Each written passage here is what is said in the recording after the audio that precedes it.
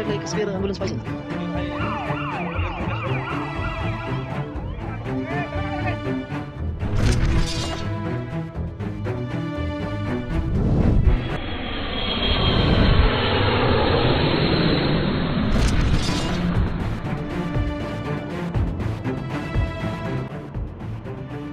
গোটা দেশ স্তব্ধ। মহারাষ্ট্রের রাজনীতিতে এক অপূরণীয় ক্ষতি।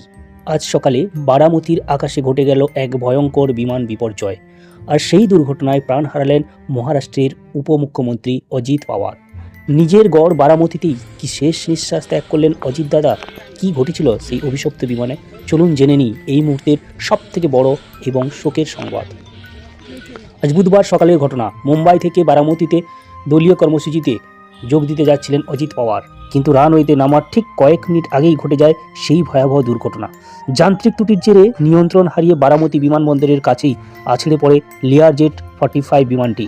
মুহূর্তের মধ্যে সেটি দাউ দাউ করে জ্বলে ওঠে। দমকল ও উদ্ধারকারী দল পৌঁছানোর আগেই সব শেষ হয়ে যায়।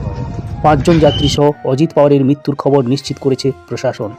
এই খবরে মহারাষ্ট্র তো বটেই, সারা দেশের রাজনৈতিক মহলে শোকের ছায়া নেমে এসেছে। প্রধানমন্ত্রী মোদী থেকে শুরু করে মুখ্যমন্ত্রী মমতা বন্দ্যোপাধ্যায় সকলেই এই ঘটনায় গভীর শোক প্রকাশ করেছেন। অজিত পাওয়ারের মতো একজন দাপুটে নেতার প্রয়াণ 2026-এর বিধানসভা ভোটের আগে ভারতের রাজনীতিতে এক বিশাল শূন্যতা তৈরি করল। ইতিমধ্যেই মহারাষ্ট্রে 3 দিনের রাষ্ট্রীয় শোক ঘোষণা করা হয়েছে। অজিত পাওয়ারের এই মর্মান্তিক চলে যাওয়া কি যান্ত্রিক ত্রুটি, নাকি এর পিছনে অন্য কোনো রহস্য রয়েছে?